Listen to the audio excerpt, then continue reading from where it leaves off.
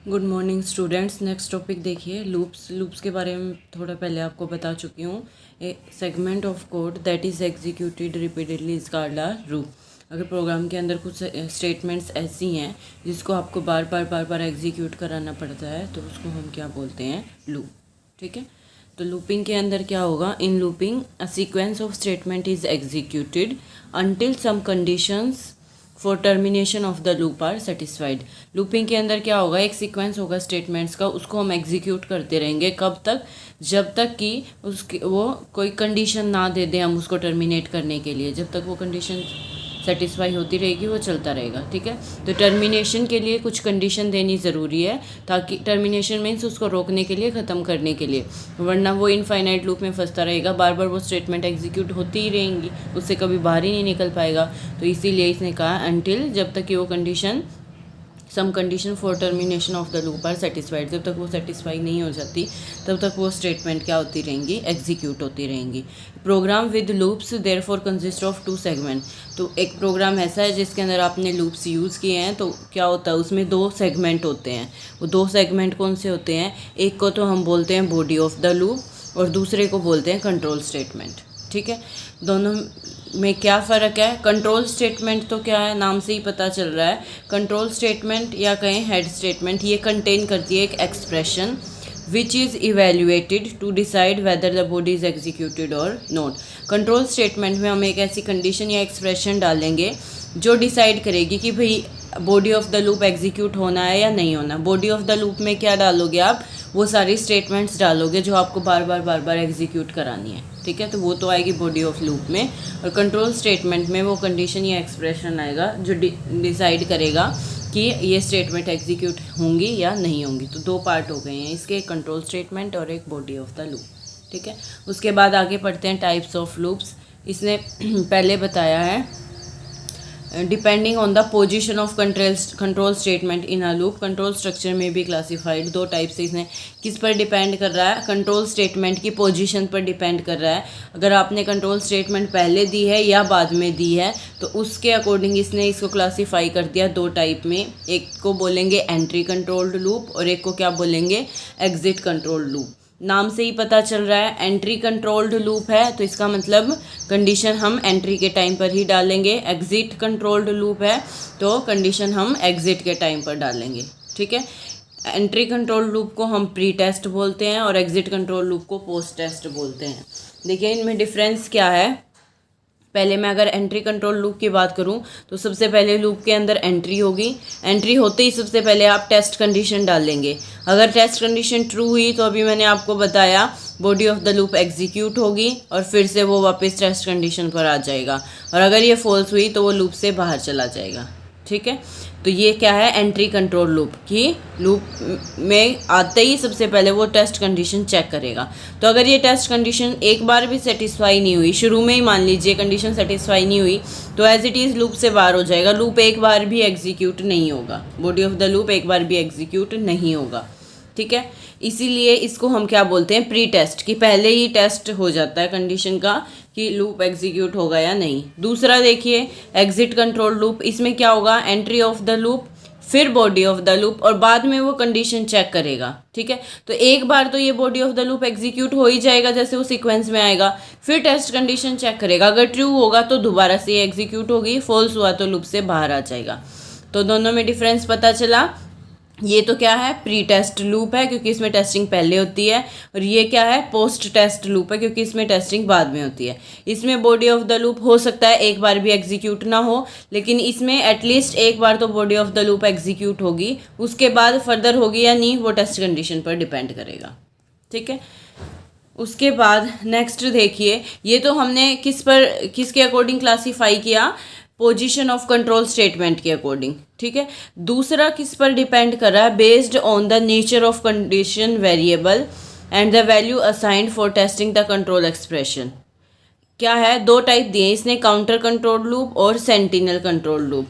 किस तरीके से कि अगर आपको मान लीजिए एडवांस में ही पता है कि मुझे ये लूप इतनी बार रन करवाना है, ये स्टेटमेंट मुझे पहले ही पता है कि इतनी बार एग्जीक्यूट करानी है, तो उसके लिए हम यूज़ करेंगे काउंटर कंट्रोल लूप।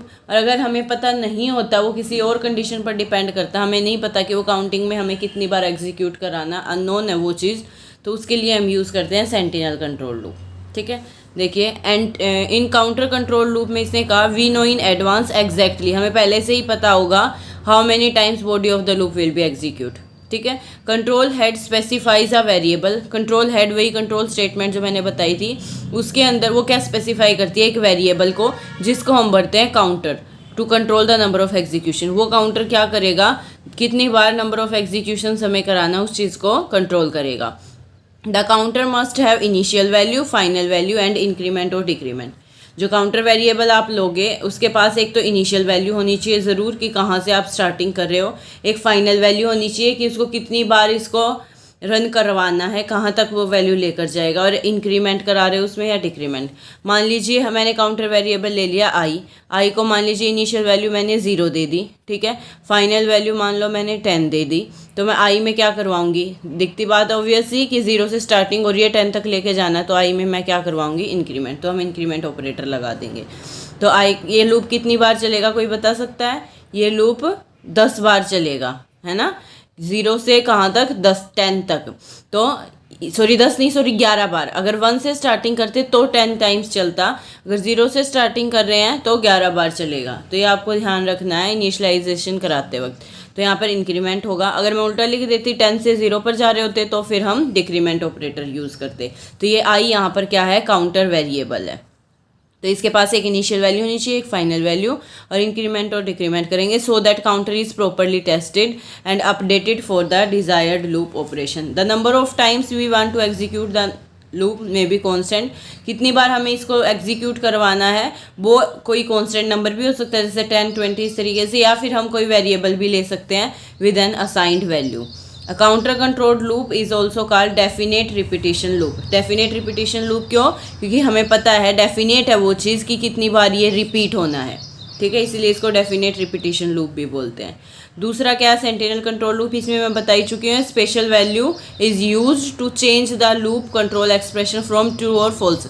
इसमें हम कंडीशन डाल देंगे, कोई एक्सप्रेशन डाल देंगे, उस पर डिपेंड करेगा कि बॉडी एग्जीक्यूट होगी या नहीं। अगर वो कंडीशन ट्रू होगी तो ही loop body of the statement execute होगी, अदरवाइज नहीं। तो अब हमें नहीं पता कितनी बार रिपीट होगा, कितनी बार कंडीशन सेटिस्फाई होगी या नहीं होगी, तो इसीलिए control variable is known as sentinel variable. A sentinel control loop is also called, इसलिए इसको हम क्या बोलते हैं, इनडेफिनेट रिपीटिशन लूप, क्योंकि वो चीज़ डेफिनेट नहीं है कि कितनी बार हमें इसको रिपीट कराना है। Since the number of repetition or execution is not known before the loop begins executing, जो बात मैंने आपको बताई वही बोला कि नंबर ऑफ रिपीटिशन हमें पहले से ही नहीं पता कि कितनी बार होगी, तो इसीलिए इसको हम बोलते हैं इनडेफिनेट रिपीटिशन लूप। ठीक है, अब सी लैंग्वेज कितने टाइप्स के लूप प्रोवाइड कराती है, 3 टाइप्स के। कौन कौन से, वाइल, डू वाइल और फोर।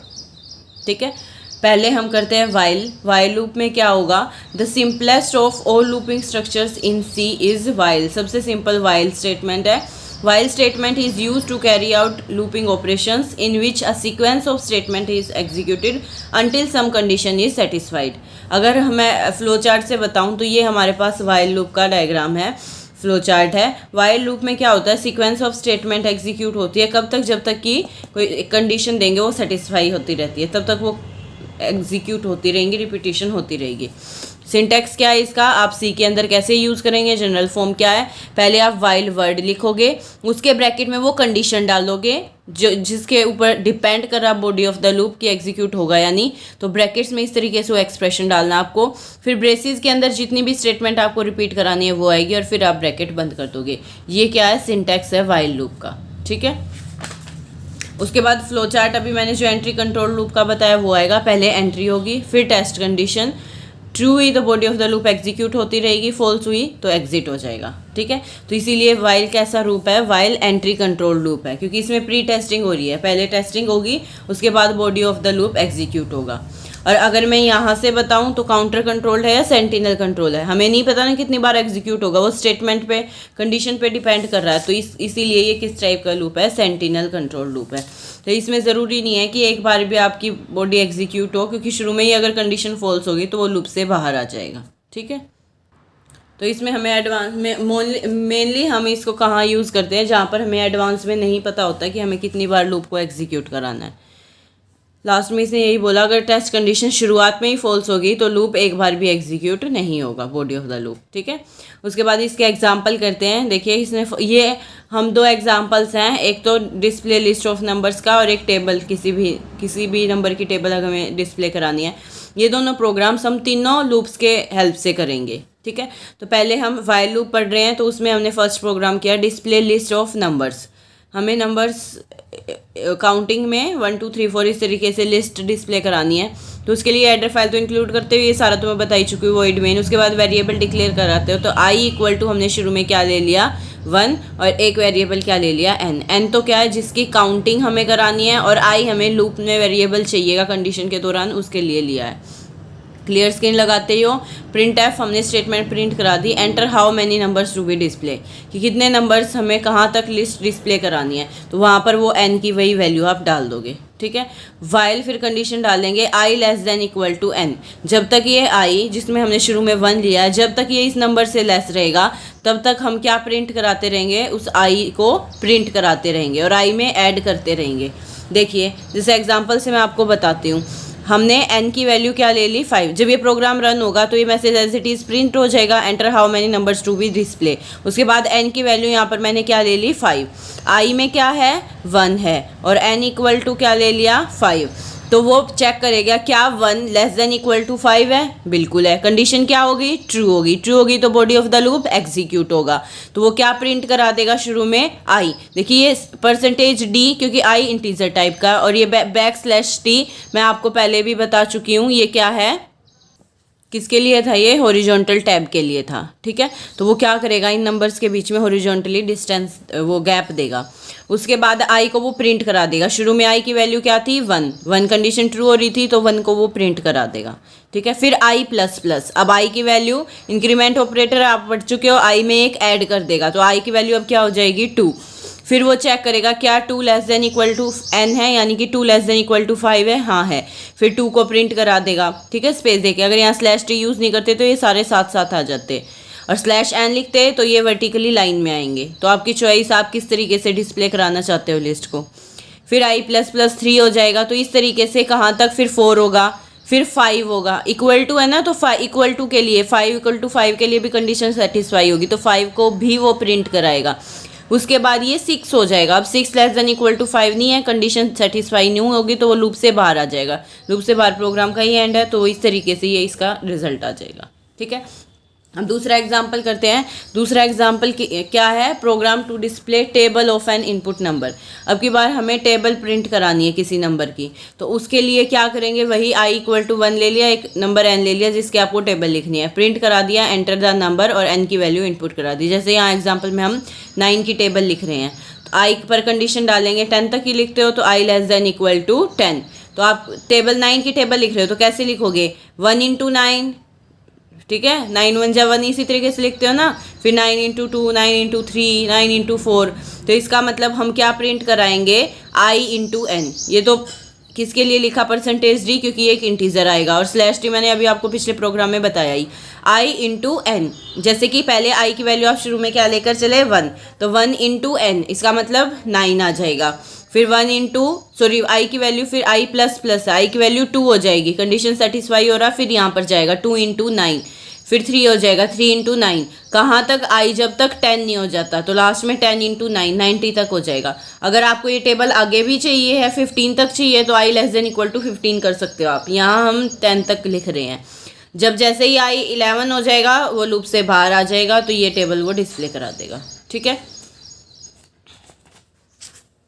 उसके बाद नेक्स्ट टाइप है लूप की do while statement.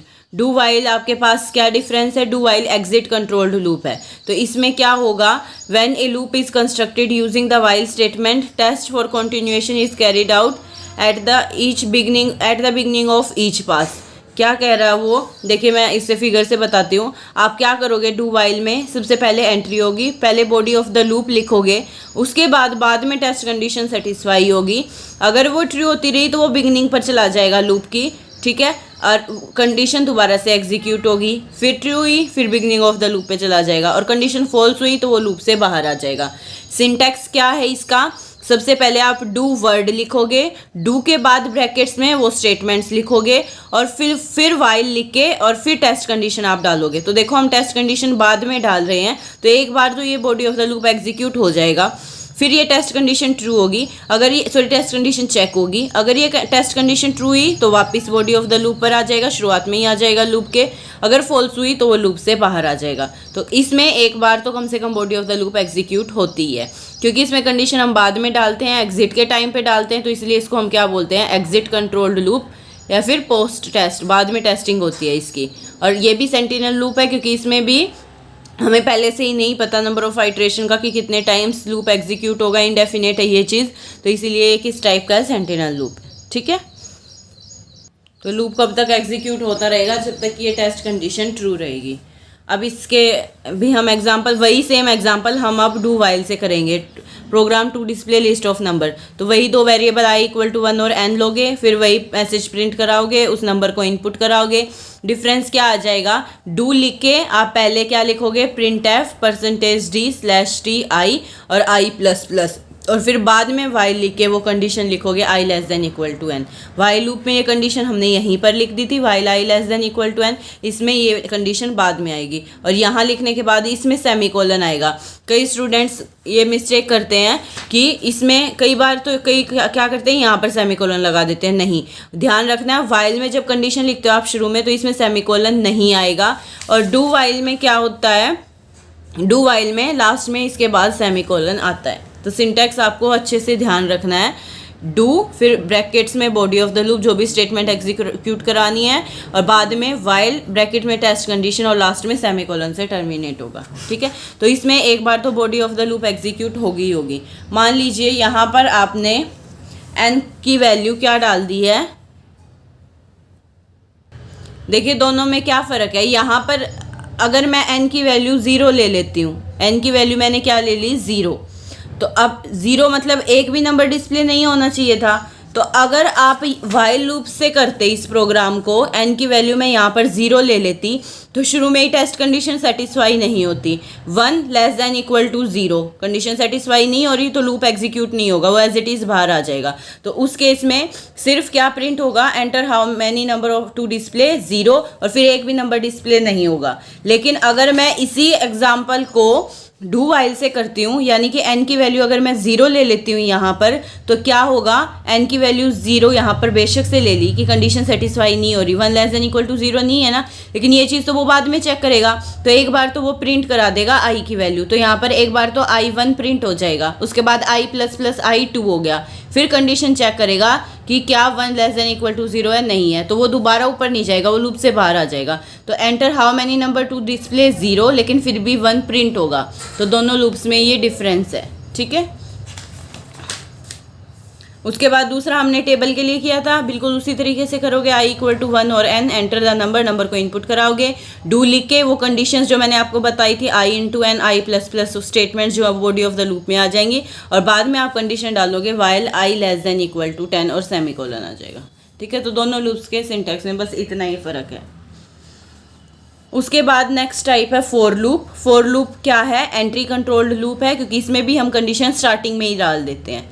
For loop में भी कंडीशन हम एंट्री कंट्रोल लूप है स्टार्टिंग में डाल देते हैं, लेकिन फॉर लूप हम ज़्यादातर कहाँ यूज़ करते हैं, जहाँ पर नंबर ऑफ आइट्रेशन डेफिनेट हो, आपको पहले से ही पता हो कि हमें कितनी बार स्टेटमेंट जो बॉडी ऑफ द लूप है वो एग्जीक्यूट करानी है। तो फॉर लूप किस टाइप का है, आपने 2 टाइप्स यहाँ पर पढ़ी थी शुरुआत में ही, कि एक तो काउंटर कंट्रोल लूप और एक सेंटिनल। तो फॉर किस टाइप का है, फॉर काउंटर कंट्रोल्ड लूप है, ठीक है। तो इसमें हम एक काउंटर वेरिएबल भी हमेशा लेते हैं। देखिए इसने यही कहा, four is another entry control loop that provides a more concise loop structure. It perhaps the most commonly use looping, सबसे ज़्यादा आप फोर लूप ही यूज़ करोगे। इसमें क्या होता है, this statement includes an expression that specifies an initial value for control variable. मैंने बताया ना, आप एक कंट्रोल वेरिएबल लोगे, उसकी वैल्यू को इनिशियलाइज कराओगे। दूसरा एक्सप्रेशन डिटरमाइन करेगा वेदर लूप एग्जीक्यूट मतलब कंटिन्यू रहेगा या नहीं रहेगा, वो टेस्ट कंडीशन आप डालोगे। और थर्ड एक्सप्रेशन में आप क्या डालोगे, control variable to be modified at the end of each of the loop, वो कंडीशन डालोगे कि इंक्रीमेंट कर रहे हो या डिक्रीमेंट। देखिए सिंटैक्स से बताती हूँ, यहाँ से क्लियर होगा। फॉर लूप कैसे यूज़ करना है आपको, जनरल फॉर्म क्या है, सबसे पहले तो आप फॉर वर्ड लिखोगे, ब्रैकेट में सबसे पहले इनिशियलाइजेशन कराओगे काउंटर वेरिएबल की, जैसे आई इक्वल टू 1 इस तरीके से। फिर यहाँ पर ये सेमीकोलन लगाना है, फिर टेस्ट कंडीशन डालोगे, जैसे आई लेस देन इक्वल टू 10 इस तरीके से, जो भी आपको कंडीशन डालनी है। फिर सेमीकोलन लगा के इंक्रीमेंट आई प्लस प्लस, यहाँ पर डिक्रीमेंट भी दे सकते हो, वो डिपेंड करेगा आपकी इन दोनों कंडीशंस के ऊपर। और फिर ब्रैकेट्स में आपको स्टेटमेंट ब्लॉक डालना है। तो टेस्ट कंडीशन शुरू में ही चेक हो जाएगी, इसीलिए ये क्या है, एंट्री कंट्रोल्ड लूप है। ठीक है, इसका फ्लो चार्ट देखिए, इसका फ्लो चार्ट किस तरीके से है। अच्छा, ये किसके इक्विवेलेंट है, देखो पहले इनिशियलाइजेशन हुई, फिर टेस्ट कंडीशन चेक हुई और फिर इंक्रीमेंट हुई, यही हो रहा ना। देखिए पहले इनिशियलाइजेशन हुई, फिर टेस्ट कंडीशन चेक हुई, फिर वो स्टेटमेंट ऑफ द ब्लॉक को एग्जीक्यूट कराता है और साथ साथ वेरिएबल में इंक्रीमेंट भी हो जाती है। फिर दोबारा से इसी तरीके से टेस्ट कंडीशन चेक होगी। तो एक तरीके से ये क्या, कैसे इसका दूसरा सिंटैक्स में क्या लिख सकती हूँ, पहले इनिशियलाइजेशन हो रही है, फिर वाइल के ब्रैकेट में टेस्ट कंडीशन चेक हो रही है, फिर जो भी स्टेटमेंट है वो एग्जीक्यूट हो रही है और साथ साथ उसमें इंक्रीमेंट हो रही है वेरिएबल में। फिर इसी तरीके से दोबारा से लूप पे जाएगा, फिर से टेस्ट कंडीशन चेक होगी। तो इस तरीके से ये काम करता है। तो इसका फ्लो चार्ट आप कैसे बना सकते हो, एंट्री पहले इनिशियलाइजेशन होगी, फिर टेस्ट कंडीशन चेक होगी, अगर ट्रू हुई तो body of the loop execute होगा और इंक्रीमेंट या डिक्रीमेंट होगा, और फिर वापस से वो वहीं चला जाएगा, है ना। फिर से टेस्ट कंडीशन चेक होगी, अगर ये फॉल्स होगा तो बाहर निकल जाएगा, अदरवाइज यही प्रोसेस रिपीट होती रहेगी। क्लियर है। तो अगर एग्जाम में आपके टाइप्स ऑफ लूप्स आते हैं तो आपको उस लूप के बारे में तो बताना ही बताना है, साथ में उसका सिंटैक्स, ठीक है, उसका फ्लो चार्ट और एक एग्जाम्पल ज़रूर दे के आना है। जब भी एग्जाम में आप लूप्स का क्वेश्चन अटैम्प्ट करोगे तो उस लूप के बारे में तो बताओगे ही, उसकी टाइप ज़रूर बताओगे कि किस टाइप का लूप है, उसका सिंटैक्स ज़रूर बताना है, साथ में उसका फ्लो चार्ट और एक एग्जाम्पल ज़रूर देना है। ठीक है, तो ये 3 टाइप्स आपने पढ़ी। देखिए आगे इसने क्या कहा, फॉर लूप में फॉर आई इक्वल टू 1, आई यहाँ काउंटर वेरिएबल है, ये तो इनिशियलाइजेशन करा दी। ये टेस्ट कंडीशन है कि वो 100 से जब तक लेस देन इक्वल टू रहेगा तब तक body of the loop execute होगी। और फिर आई प्लस प्लस, देखो शुरू में आई इक्वल टू 1 हुआ, कंडीशन चेक करेगा, वो इनिशियलाइजेशन होती है ना, शुरू में इनिशियलाइजेशन करा दी आई इक्वल टू 1, उसके बाद टेस्ट कंडीशन चेक होगी, क्या 1 लेस देन इक्वल टू 100 है, हाँ है, तो स्टेटमेंट एग्जीक्यूट हो जाएगी। क्या लाइन प्रिंट हो जाएगी, दिस लाइन इज प्रिंटेड, यहाँ पर परसेंटेज डी की जगह आई की वैल्यू आ जाएगी, आई की वैल्यू शुरू में क्या है 1, तो कैसे प्रिंट होगा, this line is printed 1 times. ठीक है, फिर स्लैश एन है, अगली बार जब ये आएगी तो नेक्स्ट लाइन में आएगी, तो फिर आई प्लस प्लस होगा, उसके बाद इंक्रीमेंट होता है ना, आई की वैल्यू क्या हो जाएगी 2 लेस, फिर टेस्ट कंडीशन चेक होगी, 2 लेस देन इक्वल टू 100 है, हाँ है, 2 लेस देन इक्वल टू 100 है, तो स्टेटमेंट एग्जीक्यूट होगी। तो नेक्स्ट लाइन में फिर क्या आएगा, this line is printed 2 times. ठीक है, फिर उसके बाद इंक्रीमेंट होगा, आई की वैल्यू अब कितनी हो गई 3, तो इस तरीके से फिर टेस्ट कंडीशन चेक होगी। तो ये लाइन कितनी बार प्रिंट हो जाएगी, 1 से शुरुआत हुई है ना, तो कितने बार प्रिंट होगी 100 टाइम्स, 1 से 100 तक। अगर 0 से शुरुआत करते हो तो 101 टाइम्स प्रिंट होगी। तो इस तरीके से ये लाइन प्रिंट होती रहेगी। तो इसने ये लिखा, line is printed 100 times with its line number, मतलब किस तरीके से आउटपुट आएगा इसका, पहले लिखा आएगा this line is printed 1 times, फिर स्लैश है ना, इसलिए नेक्स्ट लाइन में फिर आएगा this line is printed 2 times, फिर this line is printed 3 times, इस तरीके से 100 बार ये लाइन प्रिंट हो जाएगी। ठीक है, अब वही एग्जांपल हम फॉर लूप से करेंगे। पहले डिस्प्ले लिस्ट ऑफ नंबर्स करते हैं, hash include stdio.h, hash include conio.h, void main int i और एन लिया, बिल्कुल उसी तरीके से है, प्रिंट कराएंगे उस मैसेज को, एंटर द नंबर, उस वैल्यू को इनपुट करा देंगे। फिर बस यहाँ से for I equal to 1, initialization यही लेते थे ना, आई इक्वल टू 1, फिर टेस्ट कंडीशन क्या लेते थे, i less than equal to n, और फिर इंक्रीमेंट करते थे आई प्लस प्लस। तो वो सारा काम अब एक ही लाइन में लिख दोगे फॉर लूप की हेल्प से। ठीक है, और फिर ब्रैकेट्स में क्या लिख दोगे, प्रिंट एफ, और उस नंबर को प्रिंट कराते रहोगे, और फिर गेट ch। ठीक है, ऐसे ही टेबल का इसने आपकी बुक में एग्जाम्पल नहीं दे रखा, आप लोग क्या करोगे, खुद से प्रोग्राम लिख के देखोगे, program to display table of an input number, लेकिन किसकी हेल्प से, फॉर लूप की हेल्प से, ठीक है।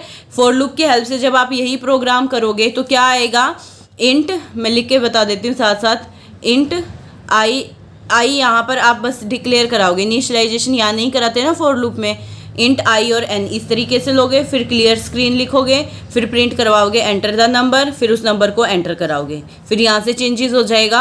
आप फॉर लूप, फॉर लिखोगे, आई इक्वल टू क्या लोगे, 1, इनिशियलाइजेशन यही करा रखे ना, आई इक्वल टू 1, फिर यहाँ क्या लगाते हो, सेमीकोलन। उसके बाद यहाँ क्या आएगी, टेस्ट कंडीशन, और टेस्ट कंडीशन क्या है, आई लेस देन इक्वल टू 10, तो यहाँ पर आप क्या लिखोगे, आई लेस देन इक्वल टू 10, और फिर इंक्रीमेंट हो रही है आई प्लस प्लस, वो BC लाइन में आ जाएगा आई प्लस प्लस, ठीक है। फिर ब्रैकेट के अंदर बॉडी ऑफ द लूप में आप ये line as it is print करा दोगे, print f I into n, बस एक यही लाइन आएगी, और फिर ब्रैकेट्स को बंद कर दोगे। तो इसी प्रोग्राम को आप फॉर लूप के हेल्प से भी लिख सकते हो, ठीक है। उसके बाद नेक्स्ट टॉपिक है nested control structures. Nested control structures में क्या है, आप लूप्स की भी नेस्टिंग कर सकते हो, जैसे मैंने आपको बताया था ना, इफ़ एल्स लैडर और नेस्टेड इफ़, या आप इफ़ के अंदर इफ़ डाल सकते हो, या एल्स इफ़ के अंदर फिर एल्स इफ़, इस तरीके से कंटिन्यू कर सकते हो। यहाँ पर हम लूप्स की भी नेस्टिंग कर सकते हैं, और आप लूप की नेस्टिंग सेम लूप के अंदर सेम लूप भी डाल सकते हो, और एक लूप और दूसरा डिफरेंट टाइप का लूप भी ले सकते हो। यानी कि फॉर लूप के अंदर आप फिर से फॉर लूप भी ले सकते हो, फॉर लूप के अंदर आप वाइल लूप भी ले सकते हो, वाइल के अंदर आप फॉर लूप भी ले सकते हो, इस तरीके से आप लूप्स की नेस्टिंग कर सकते हो, ठीक है। ज़्यादातर हम नेस्टिंग लूप्स की कहाँ करते हैं, जैसे फॉर एग्जांपल मैं आपको बताऊँ, आपको एक जैसे मैट्रिक्स लिखनी है, मैट्रिक्स लिखनी है तो आपको रोज़ भी चाहिए और कॉलम्स भी चाहिए, और जितनी जैसे 3x3 की मैट्रिक्स है तो उतने आई और जे को आप वेरी कराते रहोगे, तो उस केस में अब आपको 2 वेरिएबल चाहिए, एक रो के लिए और एक कॉलम के लिए, तो 2 बार लूप लगेगा, आई के लिए अलग, मान लीजिए रो के लिए मैंने आई ले लिया, कॉलम के लिए मैंने जे काउंटर वेरिएबल ले लिया, तो फॉर लूप लगा रहे हो या जो भी लूप लगा रहे हो, आई के लिए अलग लगाओगे, जे के लिए अलग लगाओगे, तो वहाँ उस केसेस में लूप्स की नेस्टिंग होती है। अच्छा, इसने कहा है हम nested control structure can involve both loop as well as conditional statement. आप नेस्टिंग लूप्स की और कंडीशनल स्टेटमेंट्स की भी कर सकते हो, यानी कि आप इफ एल्स स्विच स्टेटमेंट जो पढ़ी थी उनके अंदर भी लूप यूज़ कर सकते हो, या लूप्स के अंदर इन कंडीशंस का भी यूज़ कर सकते हो, तो इस तरीके से भी आप नेस्टिंग